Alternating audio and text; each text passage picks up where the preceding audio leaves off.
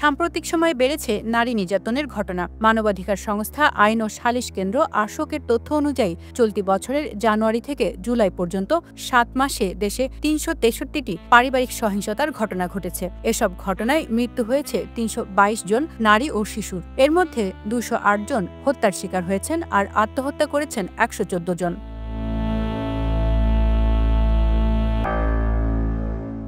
আশোকের তথ্য বলছে, সবচেয়ে বেশি হত্যার ঘটনা ঘটেছে স্বামীর হাতে। মারা গেছেন ১৩৩ জন নারী। স্বামীর পরিবারের সদস্যদের হাতে হত্যার শিকার হয়েছেন ৪২ জন, আর ৩৩ জন হত্যার শিকার হয়েছেন নিজ পরিবারের সদস্যদের হাতে।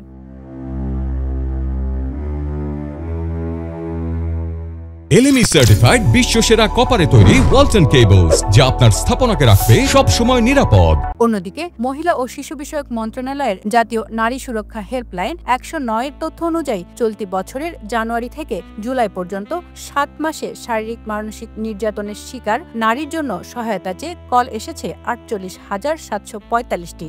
জাতীয় জরুরি সেবা ৯৯৯ এর তথ্য অনুসারে গত জানুয়ারি থেকে ১৫ আগস্ট পর্যন্ত ৮.৫ মাসে নারী নির্যাতনের ঘটনায় ১৭,৩৪১টি কল এসেছে। এর মধ্যে পারিবারিক নির্যাতনের অভিযোগে কল এসেছে ৯,৭৪৬টি। এসব কলের মধ্যে শুধু স্বামীর বিরুদ্ধে নির্যাতনের অভিযোগ এসেছে ৯,৩৯৪টি। এরকম নারী বিদ্বেষী প্রচারণা চলছে এবং সেটাকে প্রতিহত করার জন্য কোনো প্রচেষ্টা নাই। আর নারীকে সব দিক থেকে অবদমন করার চেষ্টা করা হচ্ছে। নারী কোটা বাতিল, নারীর কর্মক্ষেত্রের পরিবেশ, নারীর সামাজিক বিভিন্ন ধরনের অশালীন মন্তব্য, নারী বিদ্বেষী বক্তব্য চতুর্দিকে ছড়িয়ে বেড়াচ্ছে সব জায়গাতে। এই সব কিছুর ফলাফল এটা, এবং তার সাথে আইন শৃঙ্খলা পরিস্থিতির এরকম একটা দুইটা মিলেই হয়েছে আর কি।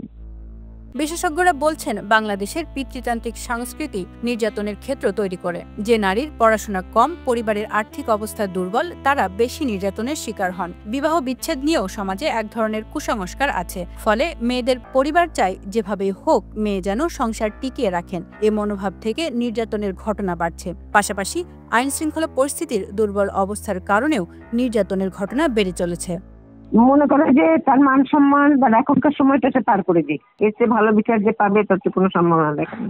সেই জন্য সে মনে করে তখনই যেটা হলো সেটাই হোক। আপোষের কোনো অপশন থাকা উচিত না। এটা তার কোনো ফলো আপ নাই। বিয়ে হচ্ছে, দুদিন পরে তাকে আবার ছেড়ে দিচ্ছে।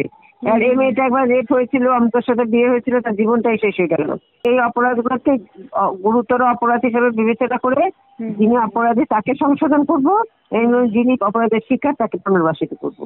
এইটা হচ্ছে আমার টাস্ক। এইটা যদি আমি মনে না রাখি তাহলে আমার হবে না আসলে। তারা বলছেন, নারীদের অবশ্যই নির্যাতনমূলক সম্পর্ক থেকে বের হয়ে যেতে হবে। আইন শৃঙ্খলা পরিস্থিতির উন্নতি হওয়াও জরুরি, সঙ্গে বিচার ব্যবস্থারও সংস্কার প্রয়োজন। শাস্তির ভয় থাকলে নির্যাতন কম হয় বলে উল্লেখ করেন তারা। ফারহানা তাহির, তিথি, খবরের কাগজ।